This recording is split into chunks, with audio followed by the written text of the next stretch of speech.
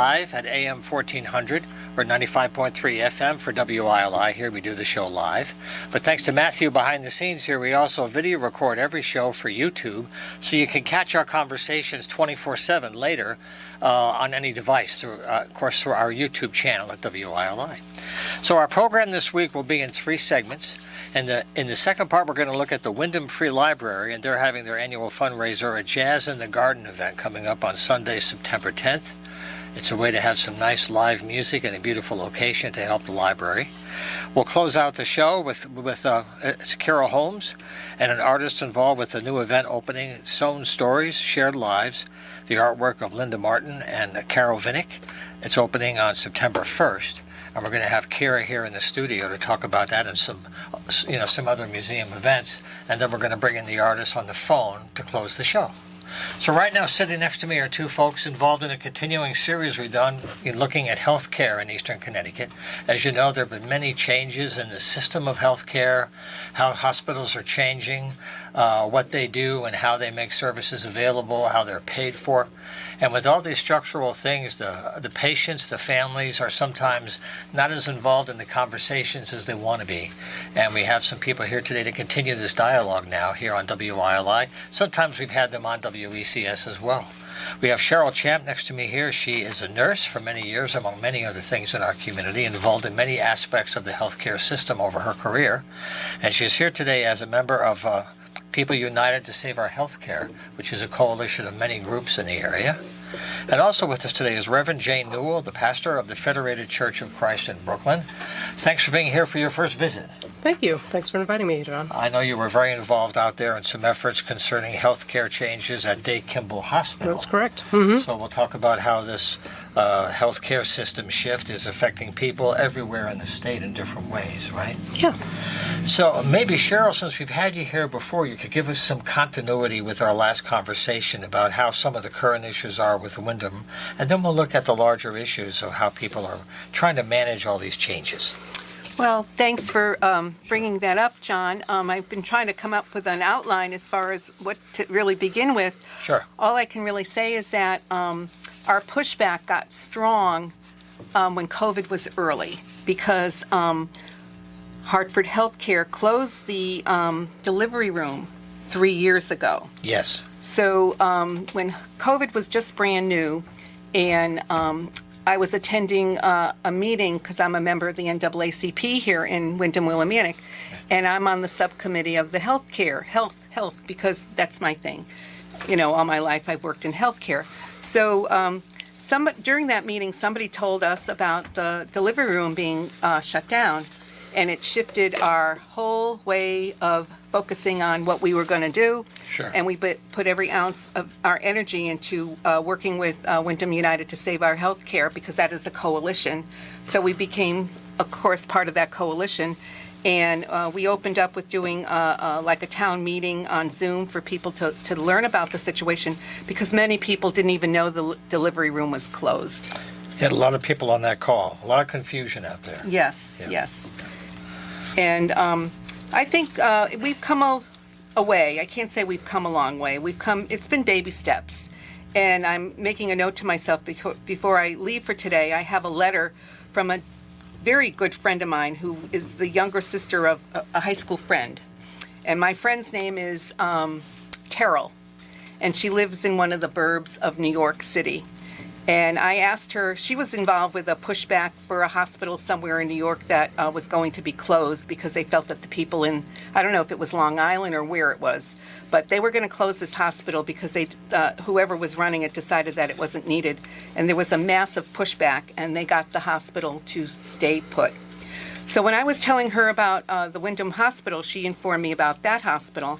Yes. And then a friend of mine, said, well, maybe she would like to speak on the radio. I said, gee, I don't know if I could get that coordinated, maybe at some future time.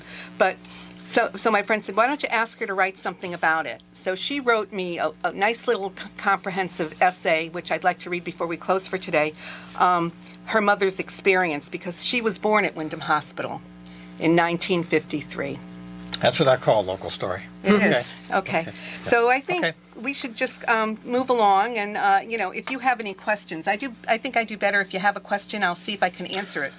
Yes, I guess one thing that we can do is that since we've covered this now for, at least for our efforts, well over a year, is that back and forth there have been different legal filings, questions to be answered and replies, and background information. And the information's been circulated, and they've had hearings. But there's still some final reports that are pending. And I'm just wondering if you know, as we get into fall now, if there's any more discussion of when these things might be ready for release, so people can move out of the kind of a limbo state that some of this is in until those things are released, right? That's part of the dilemma. Are we talking about Wyndham Hospital? That and the other healthcare reviews of other hospitals, but Okay. primarily Wyndham went through a whole legal process, and they're still responding, and they're providing their arguments, Yeah. and that's still forthcoming. Right, and I don't. Okay. The gut feeling amongst other people I know who are part of the movement to push back. I'm not saying this is an official statement, Sure. but it's personal statements, and we don't feel that Hartford Healthcare is going to reinstate that delivery room, because the governor just recently signed some sort of bill or paperwork to support freestanding birth centers. I was going to ask about that, in a few minutes as another way to have concentrated health care.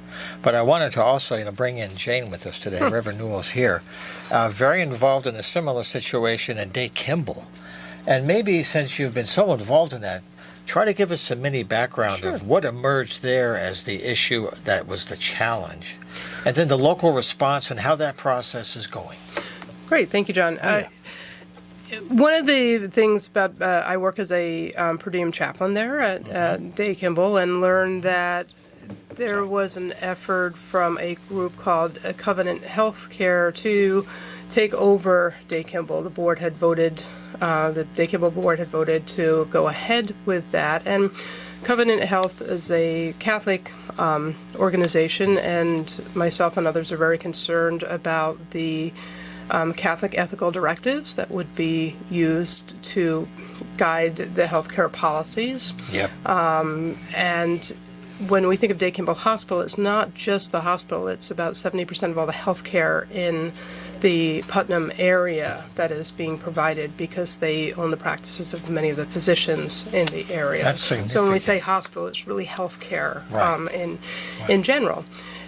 We live in a kind of unique area in Putnam where anybody that's on public assistance doesn't have a north or an east route to get health care, because they would be crossing state borders to Massachusetts or Rhode Island, and they have to primarily, with Husky, get your health care in Connecticut. Oh, yeah. There's also very limited transportation there. There's hardly any public transportation. So sometimes state policies look at, you can just get on a train or get on a bus and go to the next town. You really cannot do that where we are. So we have a rural healthcare situation in Day Kimball area. And then we had this, entity that would have even further limited, especially women's right and end-of-life care. So grassroots effort, we had over 1,800 signatures against this, and acquisition, and ultimately a year later the acquisition fell through. We did find the Attorney General's office very responsive, and it was a bad deal from the start. The organization trying to take over had a $40 million deficit, so they didn't even have the financial resources to Is it run the possible hospital. that some of the attention that the disagreement generated more attention, that it brought this out to light as it's not even a political solution, it's an accounting problem. Right, and I think that's one of Ultimately? the big things if we're scoping out to healthcare in general, and in this state, there are very, very few independent hospitals left, because most of them have been taken up by Hartford Healthcare or Yale New Haven or Trinity Health, and a few of them from hedge funds really are looking at going into healthcare, buying up things, cutting what is not profitable, such as maternity care, because we've seen that in other places in the state, and then,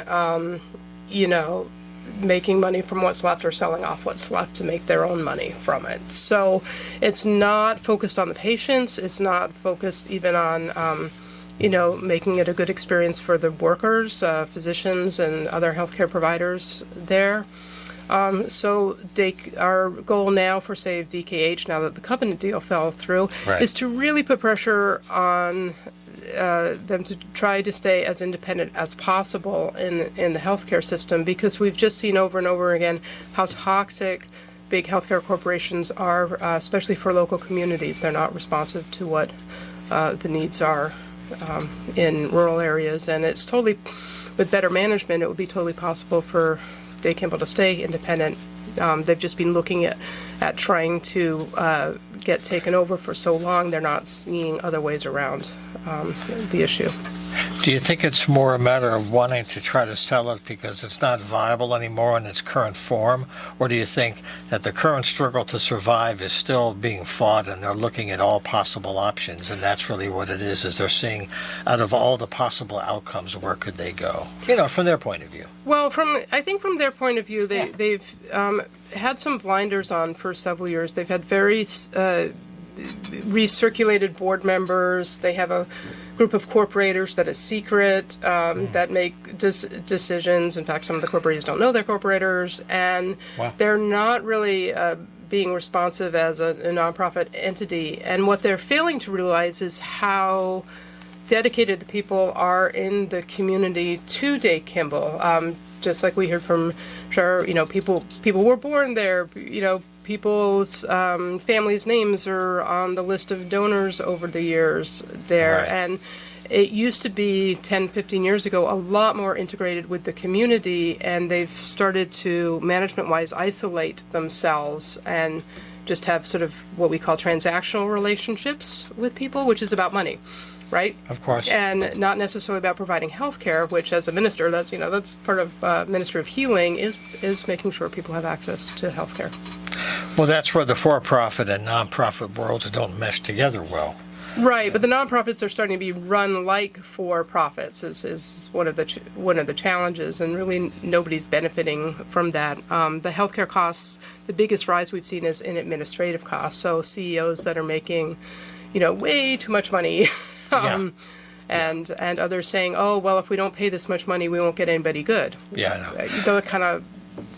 That doesn't really even have very good logic to it. So, Well, that's part of a similar challenge that higher education is having, too, as a major institution. But I guess one thing I wanted to say before we close is, from their point of view, especially given how rural it is, people really are isolated. If they're doing 70% approximately of all the healthcare, do they get any extra treatment and support by virtue of that fact?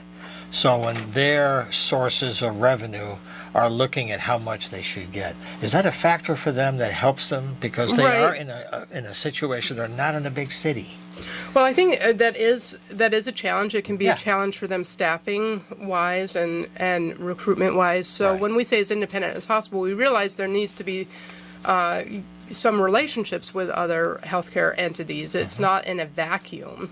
In my personal opinion, if they did, basic health care well, that you're not going to go to Day Kimball for brain surgery, right? No, you're going to want to go, somewhere else for that. But and everyday life doesn't involve brain surgery. Right. Either. And but what happens with smaller hospitals is they start thinking we can get more money for brain surgery than we can for a regular annual visit, for example. And so they start to try to resource the bigger surgeries and such instead of doing what they do. And that's a more expensive setup to do that. That costs more to provide that, right? Right. I understand. Yeah, and so I worked there as a fill-in. The care is good from the providers that I've seen there when I visit people on the floor. Patients are getting attention and such. So I can speak well to the care that they give. It's when you get into the money and the administration that they're really having some challenges with. Yeah, well, the opening part of our show today is really for people who might be becoming moms. They may have just had a baby. They're looking at how to deal with health care and looking around, finding how different the system is from just even 5 years ago. So there's a website to follow on the work with Day Kimball Hospital. It's savedkh.org, and you can stay in tune. Each group across the state, they're having different issues that are all variations of the same challenge. People United to Save Our Healthcare, you can search on that group. And I want to give each of our guests a chance to close by saying, where can people go to get more information? This is getting some coverage, but it's a huge issue, and it gets sporadic coverage. And I just wondered if people were aware of this, saying, well, how can I become better prepared? You know, I'm going to have a baby. I've got to deal with this. And the information isn't always reliable. I don't know where it's coming from. All the political stuff gets involved, right? Apart from the medical stuff. That's what I'm talking about. That's why you're in the hospital, is for the medical needs, among other things. Yeah. So maybe that's a good point to close, because this will continue in the fall. And I really hope to have some of you back when these final reports come out, because then we'll have something a bit more concrete locally, right? Right. I just to follow up a little bit, because Please. I know Cheryl has these, Sure. to say, Hartford Healthcare did close the maternity unit here in Wyndham without permission, and they've been told to put it back, and that they did that incorrectly, and that's still, just like you said earlier, in limbo. And while having freestanding birth centers, which are other options for women, it doesn't necessarily negate their responsibility to provide that care in this community.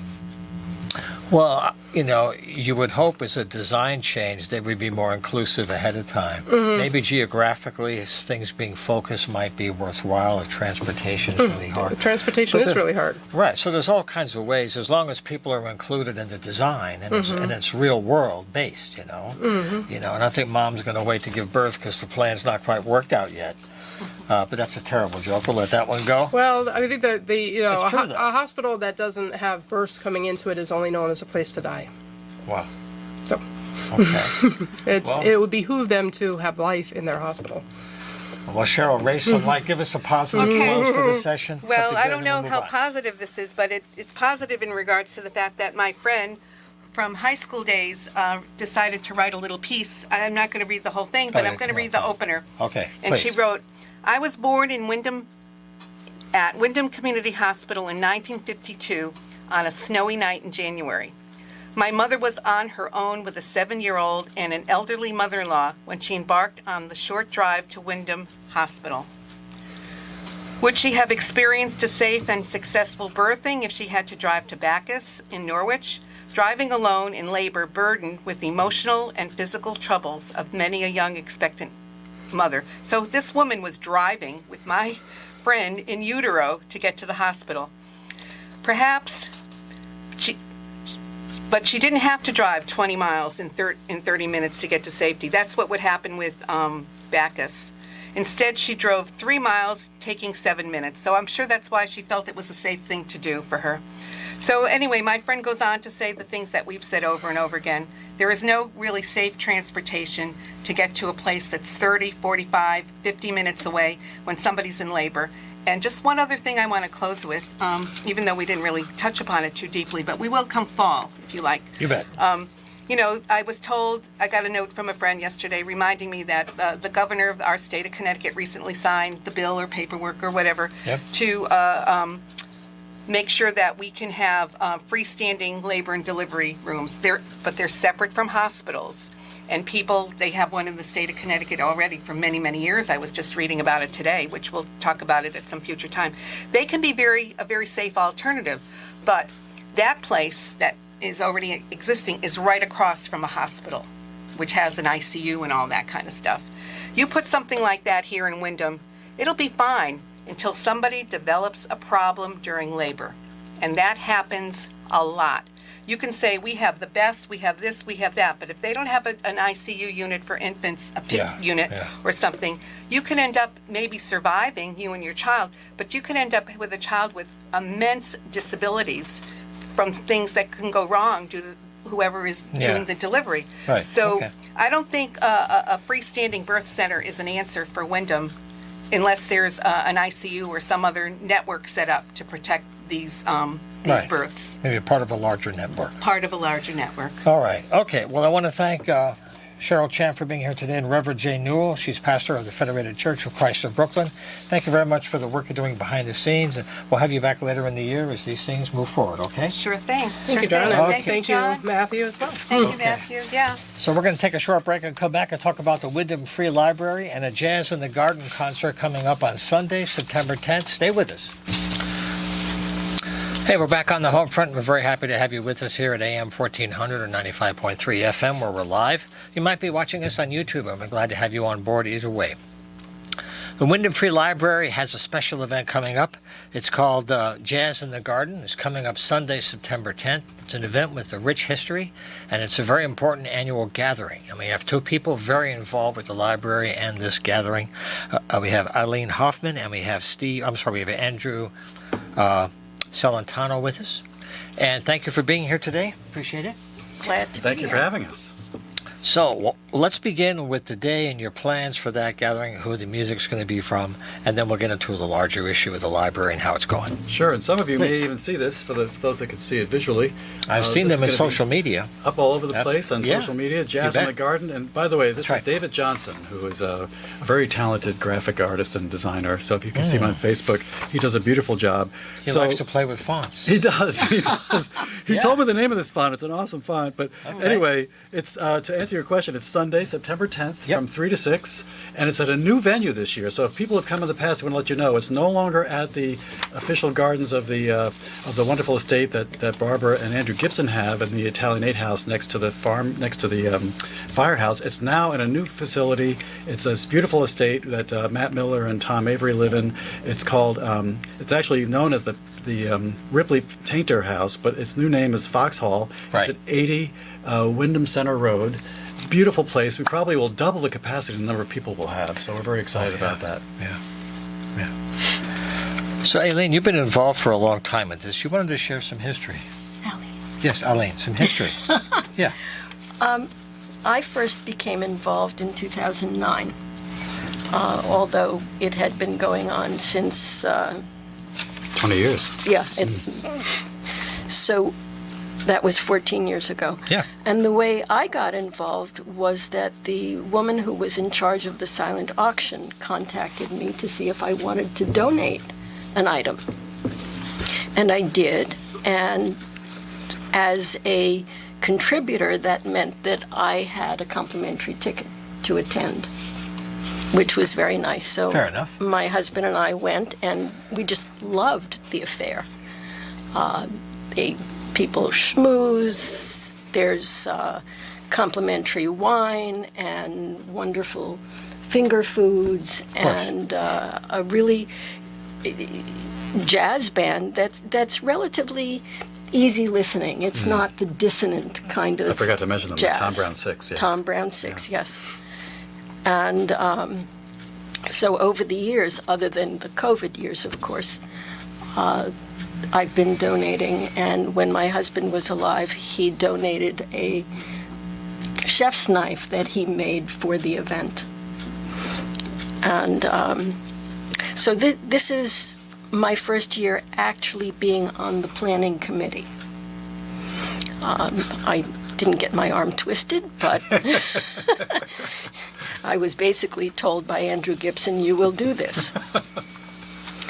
And largely because I'm very involved in the arts community in the area. As you know, I've been the president of Artists Open Studios for Many years. many, You many, betcha. many years. You bet. And so to give you an idea, last year there were 32 items in the silent auction.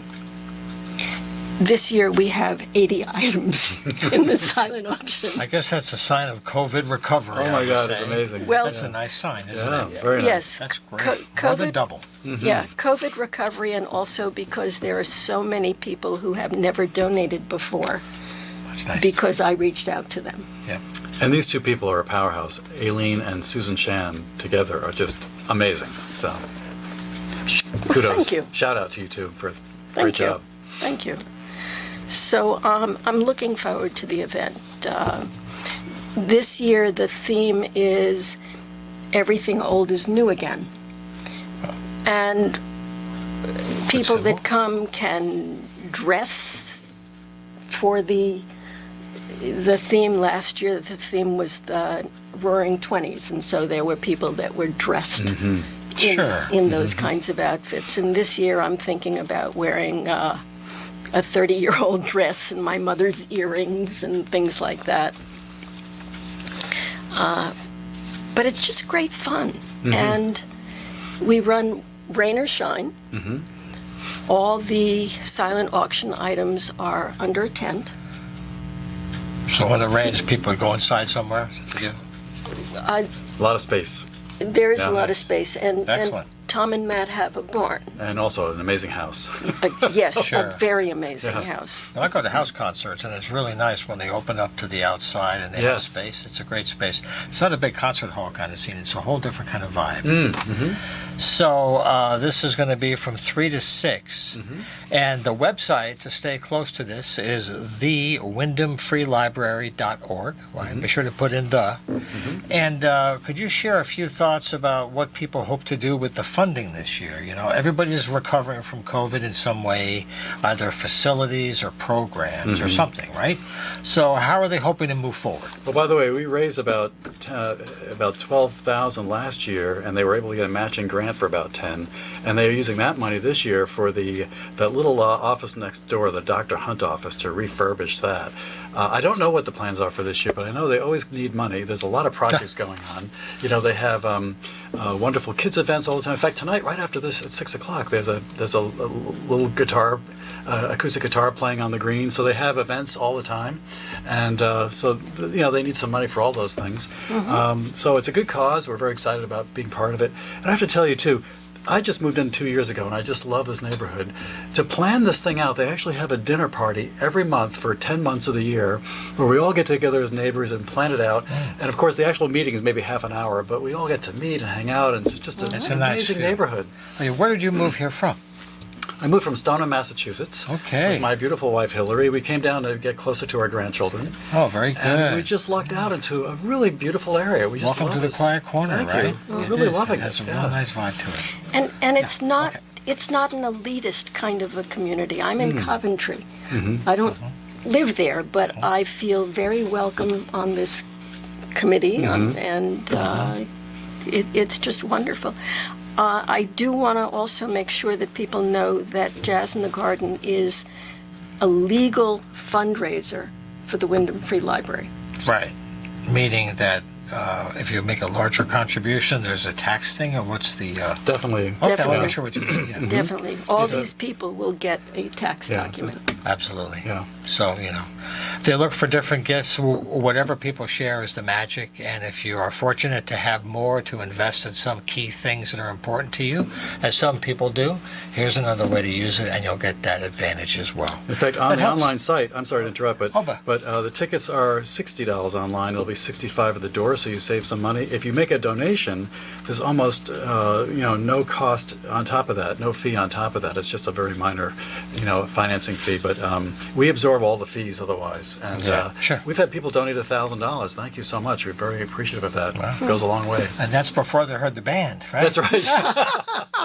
The hazards of live music. That's No, the band is great. Actually, last year I had a professor friend of mine from Berkeley, the Berkeley School that teaches harmony there. He said, this band's amazing. And he's a jazz performer himself. So I can tell you, for jazz aficionados out there, you'll love this event. Yes. There's a real jazz scene going on. There's the Yeah. the Side Door Cafe at Old Lyme. That's a link between New York and Boston, going up to New Hampshire. So there is a circuit. Yeah. And it's nice to see it come together once a year, twice a year, in some places more often, but people are looking for it. So I guess we could share the website one last time if you want to connect to this event, as well as other things during the year at the library. It's thewindhamfreelibrary.org. So I want to thank Andrew Celentano for being here today, as well as Aline Hoffman. Any last thoughts before we close? I want to make sure we cover all the bases. John, thank you so much for this opportunity. Really You bet. appreciate it. Okay. Well, we'll be airing this as well on WECS to get the word out there. And we'll look forward to seeing you soon, and we'll see you in the fall. Excellent. Great. Take care of Thank you so yourself. much. All righty. Okay, a very quick break. Then we're going to move along with the Wyndham Textile Museum. They have a new exhibit opening September 1st. We're going to have a preview. Stay with us. Okay, we're back live here on the Homefront. We're very happy to have you back here. If you're watching us on YouTube, then you know that both Kara Holmes and I have put on our Captain Video space helmets now. This is our official headphones in order to hear good people on the phone who are too far away right now to join us live, but they have a great story to share. And since this opening is coming up September 1st, we're very happy to have a phone call here in the works with Linda Martin and Carol Vinnick in just a few moments. They're opening on the 1st. Well, also, Kara Holmes, thanks for coming back. Good to have you in the house again. Well, thank you, John. It's always a pleasure. All righty. So let's get right into this now while we have them. This event is opening, and it's called Sewn Stories, Shared Lives, the artwork of Linda Martin and Carol Vinnick. And they're working with fabrics and textiles. Can you give us a little preview before the call, and then we'll bring them right in? So Linda and Carol are amazing to work with. I've seen some of their quilts already. They're eye-catching. They're very emotional, thought-provoking. So it's definitely an exhibit you want to see. So it starts September 1st, and we'll have the opening a week later. But I'm going to turn it over to Carol and Linda, if that's okay, so that way they can talk about their artwork. Okay, let's see if they're with us. Hello, folks. Welcome. Hi. Okay, it's very nice to imagine your faces through the telephones here, but I'm glad to have you in the house. You look lovely. Thank you. I know. See, the bad jokes are already starting. Well, the exhibit goes through November 11th, but since you'll be here on the 1st, one thing I like to ask maybe as a brief opener is, along with the message and your process, what made you choose this form of art compared to other kinds of art to collaborate on? Loving quilting is one thing. When I realized that there are fabulous quilt artists, and this is Linda Martin speaking. Thank you. When I realized that there were fabulous quilt artists out there, I wanted to do something different, something that I thought would be pleasing to the viewer. And so I actually prayed and asked God to give me a gift of collage art that I could call my own. And this is Carol here. You know, there's something about fabric and the different textures and colors that just turns me on and makes me want to work. Paint never did that for me. And but if you think about a painting, every dab of paint would be like a little piece of fabric. And we take little pieces of fabric and we put them together to create our images. You know, that's so true, because I've had painters here talking on the difference between working in layers of oil versus watercolor and depth and how you create that. So that's a good example of that in a different physical form. If I may interrupt, I would like to say masterpieces. Okay, Kara, explain yourself now. Well, masterpieces is what they're putting together in a different form. Just because it's fiber art doesn't mean it's not a masterpiece. Of course. Well, we look forward to seeing this very soon. Perhaps one thing, too, how did your paths connect in terms of your lives and then your choice to work together in this way? Well, we were quilting friends. We met through art quilting. And we discovered that we were influenced by the same artists and that we had similar styles, but we also had similar stories. Linda's African American, I'm Jewish, and we have some trauma in our ancestral past that we've both had to, think about and deal with. And so there were common themes in our quilts. So these common threads in our family histories and our ancestral past was what created this exhibit. We thought it was very important to honor our ancestors and to tell stories to descendants so that the stories won't get lost. You know, I'm very happy to hear you describe it that way, because the way art is today, it's kind of like your griots. Folks that were the masters in the village. There were no libraries. It was embodied in a human being who then passed it on before he or she died. And it's like a living griot. It is. Yeah, and our quilts all tell stories. Stories of our families, stories of what happened in our family's history. Sometimes it's a story about a bird or a fish, but our quilts all tell stories. And I'd just like to mention that our opening reception is on Friday, the 8th of September, from 6 to 8:30. We'll be giving an artist talk at that time. We'll be telling some of the stories about the quilts, and it should be a fun night. Right, and that'll be right at the Mill Museum in downtown Willimantic.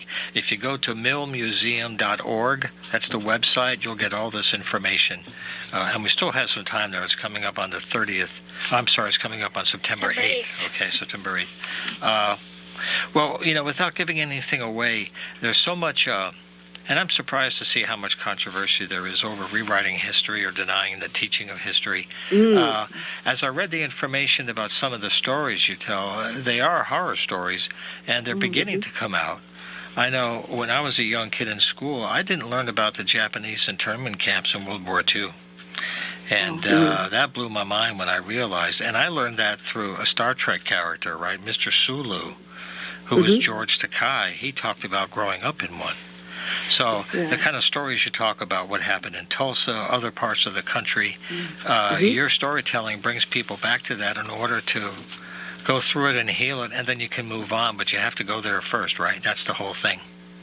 Absolutely. And so much of our history was, my parents' generation didn't like to talk about the trauma.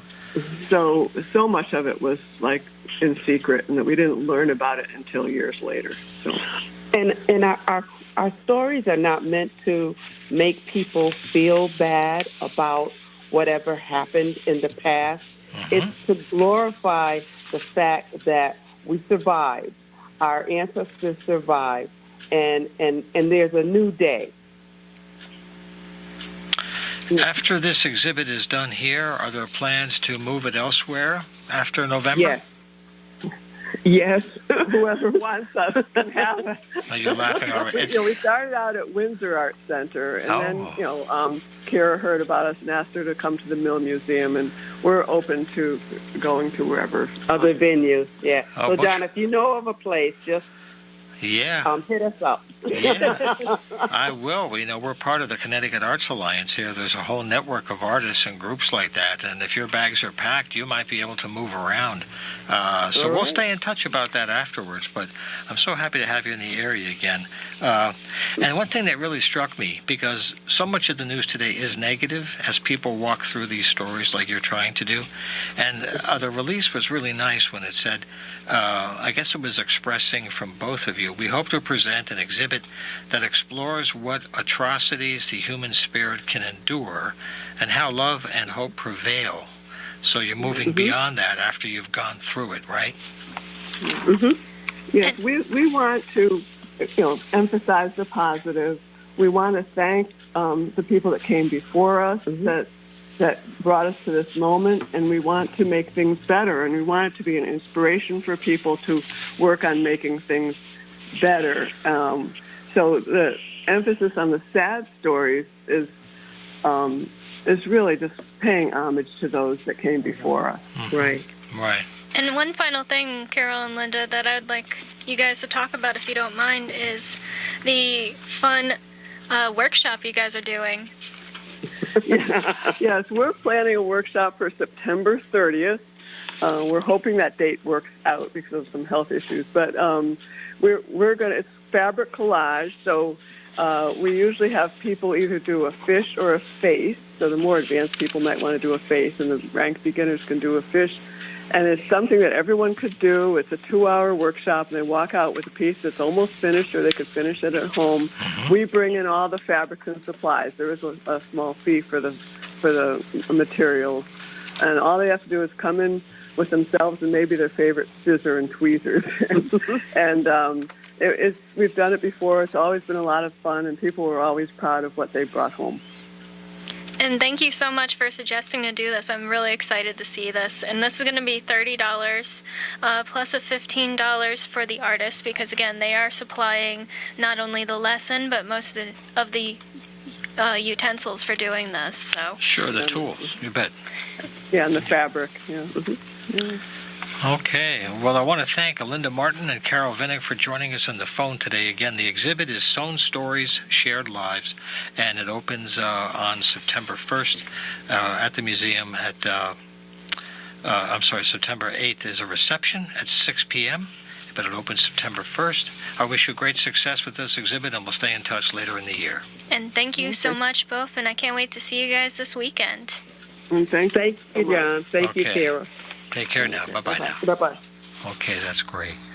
It's really nice, like we did one of these last month, I guess it was the end of the spring, to have the artists come in and have time is really great. So we have a few more minutes, Kara. I know you have a lot of things going on. You've been busy just getting ready for this. So let's use our time well and give people a little heads up. Understood. How Okay. much time do I have? You have about an hour and a half, I think. I'm not sure if they'll be with us, but I'll stay. Yeah. All right, so let's start with the Go ahead. first one, which is Crazy Quilt Book Sale. This is our third time doing it. Okay, you can take these And off. it's going to be this weekend on the 26th and 27th, 157 Union Street, Right. Dugan Hall. And there's going to be all types of books. There's going to be art, quilts, history, humor, education. You name it, we're going to have it. Plus, we're going to have some CDs, DVDs, and puzzles, as well as a collectible book table, which is prices as marked. But most of the other books are going to be $1 or $2. Come, this is a great fundraiser for the museum. It's our third year doing it. And who doesn't want to bring home a book, right? Or a surprise for someone. That's also cool. Exactly. The price is right when you go to one of these things, right? A true treasure in your hand by the end of the day. As well as maybe some surprises on the Sunday, but you'd have to come Sunday in order to see. So that's our wonderful book sale. Then it's third Thursday, which is September 21st. It's the last one. Imagine summer's flying by. I can't believe it. But there's one more to go. Yes. One more to go. I'm so excited. We're going to Yeah. be making Polish flags at the Mill Museum. So it's not just the Mill Museum. We're also sharing a table with the Connecticut Eastern Railroad Museum. It's been a lot of fun. So we're advertising for each museum. Great. Also, don't forget Railroad Days, everybody, during Labor Day. That is September 2nd. Railroad Days for the Connecticut Eastern Railroad Museum. There you go. That's a hot lead. That's a lot of fun going there. That's quite a spot. Exactly. They've done so much work. And Yeah. then we have, if you've missed our drop-in spinning bees this summer, they are back starting September 23rd.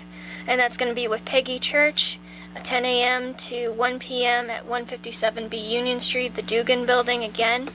And learn how to spin. If you haven't done it before, we have some wheels that you can actually learn on.